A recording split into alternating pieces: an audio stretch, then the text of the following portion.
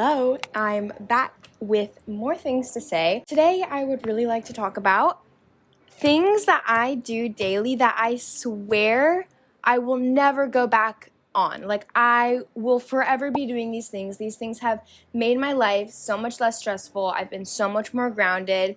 I felt like when I came back to school, I was like back wrapped up and everything. Like, I forgot about time for myself, and I was literally so much less connected.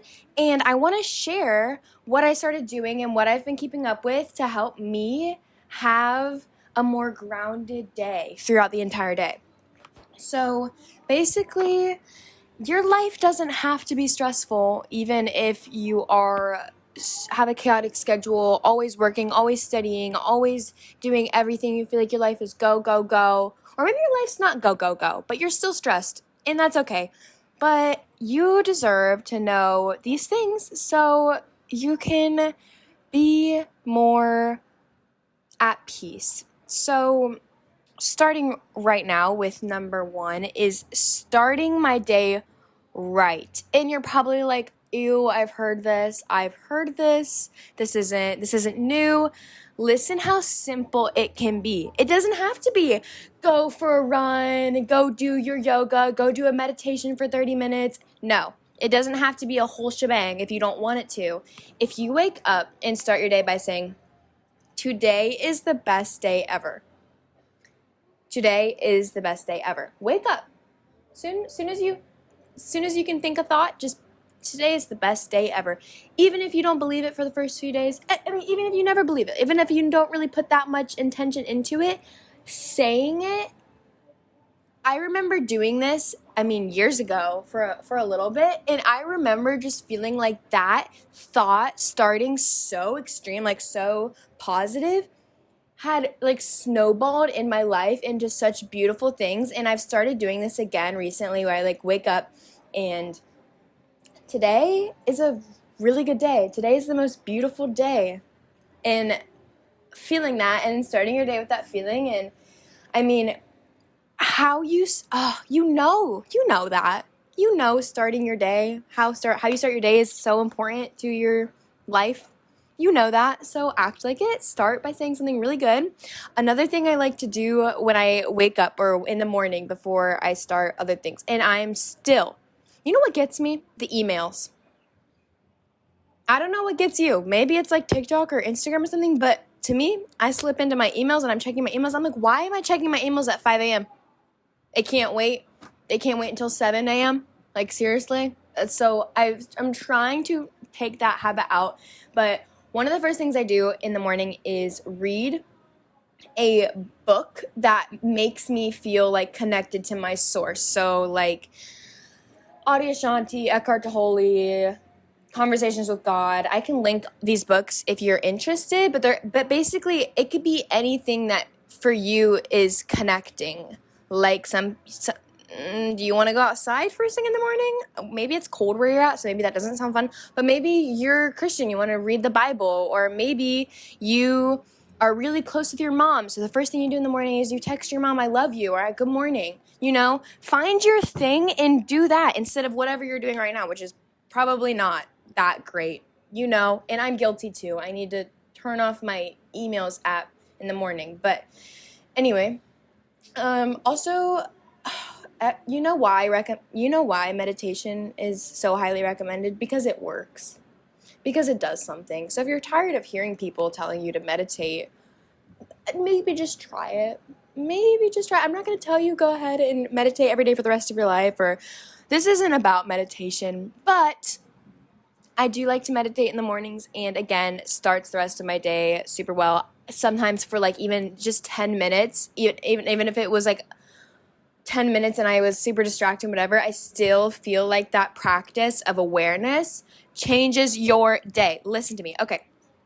Other than starting your day right, one thing I would highly recommend is a mindset shift to gratitude. Again, this sounds like a big task, right? You're like, Scarlett, why are you telling me to change my entire framework of thought? Listen, I'm not saying rewire your whole brain today. I'm just saying there's tiny, tiny habits you can implement in your day to make you feel more grateful. And you know what gratitude brings? More abundance. Everything you want in life happier feelings, more peace, you know? So you might as well just start implementing these little tiny things. And it's basically like a workout for your brain to start immediately then being in gratitude instead of complaining and pessimism. Yeah. So a little thing I would start to do is when a situation happens and you are annoyed, and this is kind of hard, but trust me, hold on. And something bad happens, something like minor, whatever, name 3 things you're grateful for. Name 3 things you're grateful for. Like, okay, I just tripped and spilled some coffee on my shirt. And you're like, I'm grateful for the weather, I'm grateful for my hair, and I'm grateful for this Saturday morning.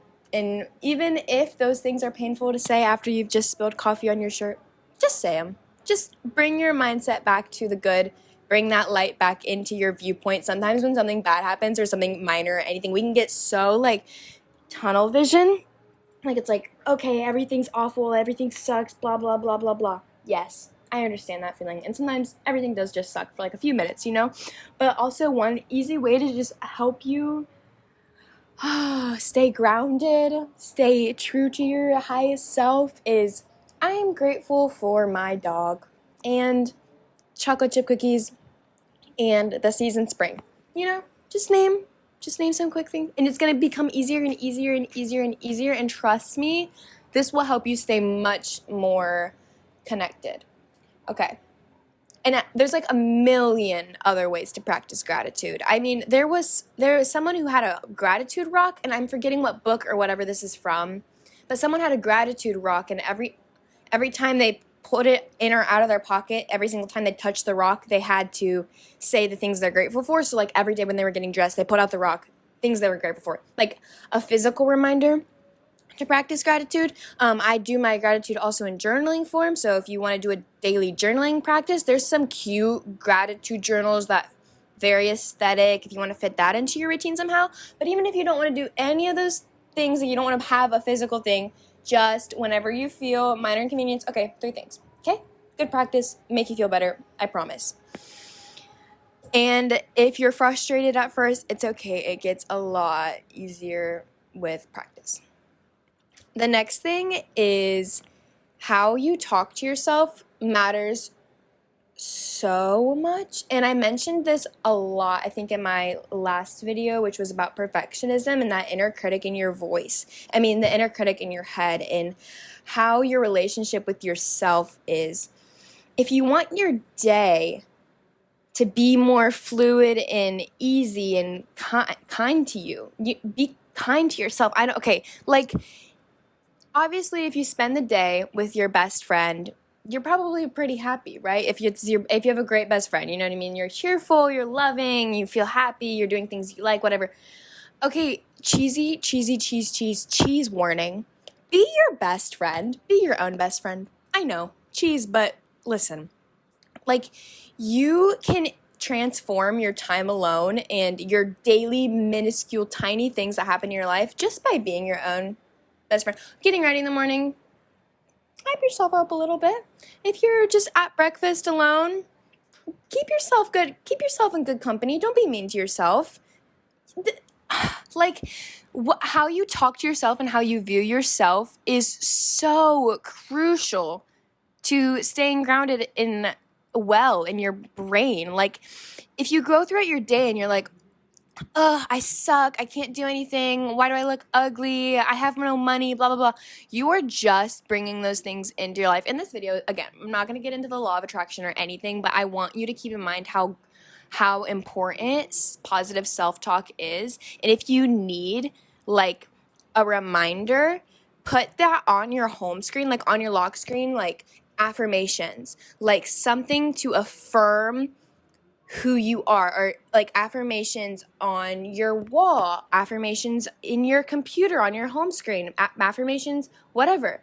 But practice talking to yourself and reaffirming to yourself who you are, and this will again become a lot easier with practice, and soon you'll notice how much your inner voice has changed into this like cheerleader, into a beautiful support. Like you have your own internal support system. Like it's so nice to know that you can rely on yourself and count on yourself. And I wish I had more tips on how to implement this. If you have any, leave them in the comments below about how to implement like positive self-talk into your life. But for now, I would just highly recommend affirmations. Please, your life will be so much better. And law of attraction bonus, you're going to be bringing more of those positive feelings into your life.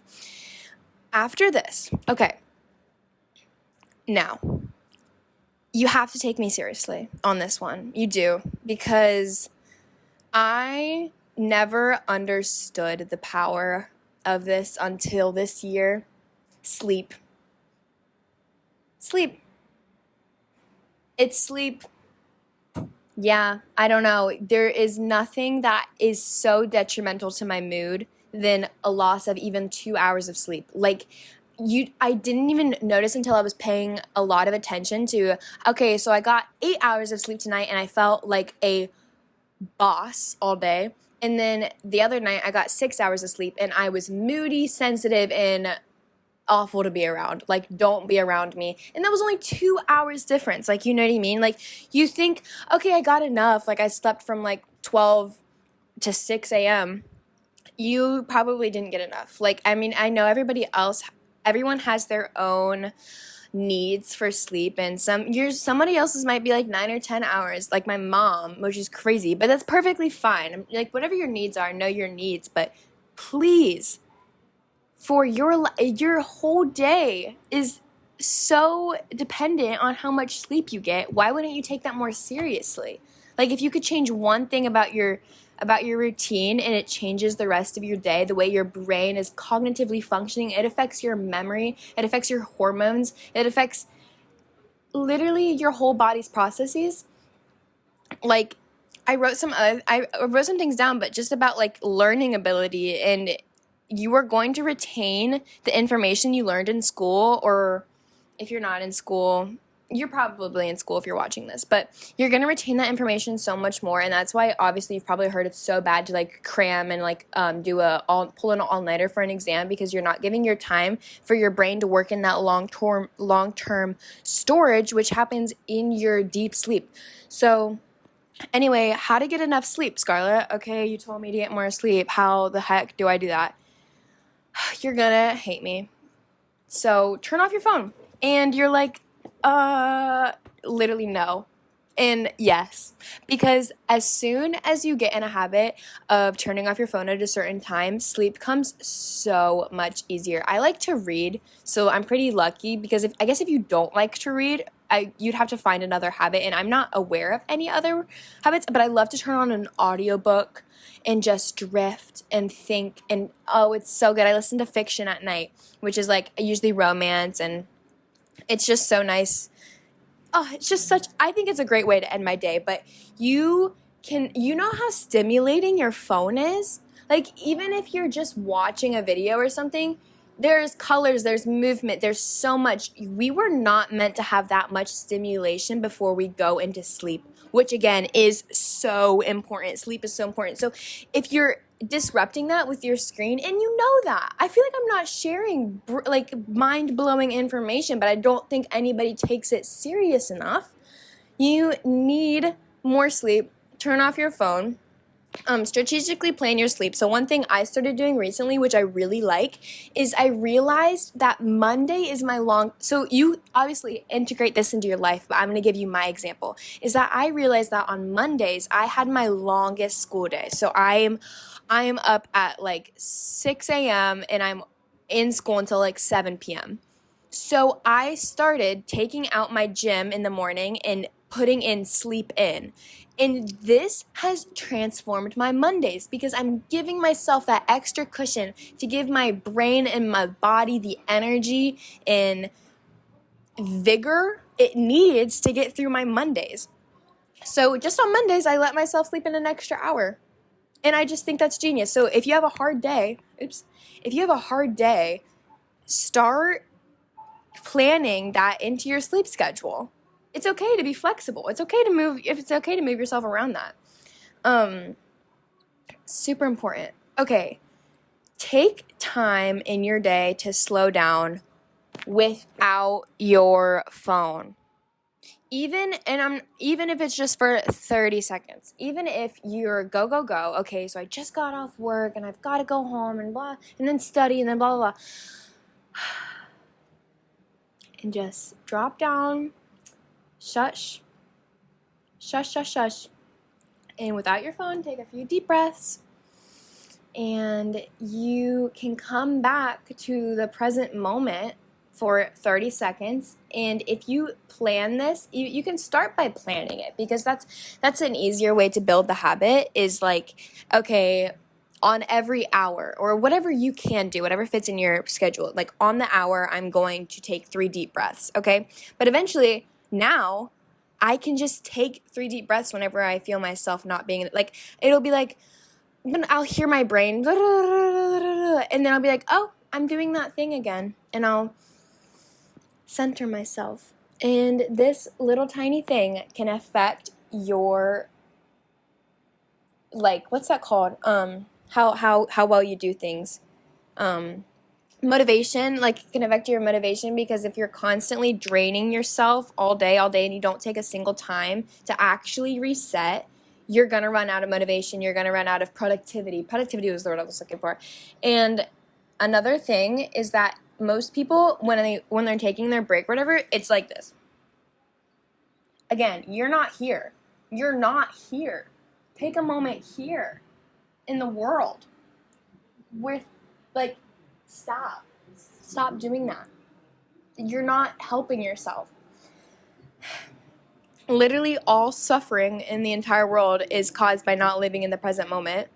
Now, actually, there might be some contradictions to that statement. I don't know. Read The Power of Now by Eckhart Tolle to fully understand that. I actually need to reread that book. So I hope all of these things, just to recap, little habits that can help you stay grounded, even if you're chaotic and crazy. You can start your day right by saying, today is the best day ever. That takes 3 seconds. I know you can do that. That takes 3 seconds. Another thing you can do is connect however you want to connect. I won't tell you how. Just connect real quick for 5 minutes with something that makes you feel like yourself, which isn't social media. Next is a mindset shift to gratitude, which is you can just say 3 things you're grateful for at least once in the day when you need it most. Just say the 3 things you're grateful for. It can be anything in the world. Next is positive self-talk. So when you're doing something, say, good job. That was so awesome. Nice job. I'm pretty nice. Yeah, I got this. That's positive self-talk. You're always in your head. You might as well make that voice as kind and nurturing and loving as possible. Next is sleep. Please get 8+ hours. I mean, your skin will change, your immune system will change, your memory will change, everything about your body, your health, wellness will change. Your sleep is so important. You'll probably live longer. Also, take little time in your day to plan those little nuggets of free time in the world for just like 30 seconds to be here now, present moment time. You can download the meditation apps like Calm or Headspace or whatever and find a 5-minute timer meditation one and just chill for 5 minutes. I hope any of these help, or any of these you can add into your daily life to help you stay more connected and grounded. Anyway, keep up to date with me. I'm hoping to post weekly. This is real talk, by the way. It's kind of a podcast, but also kind of like video diaries and kind of also like what I'm learning in life. So thank you.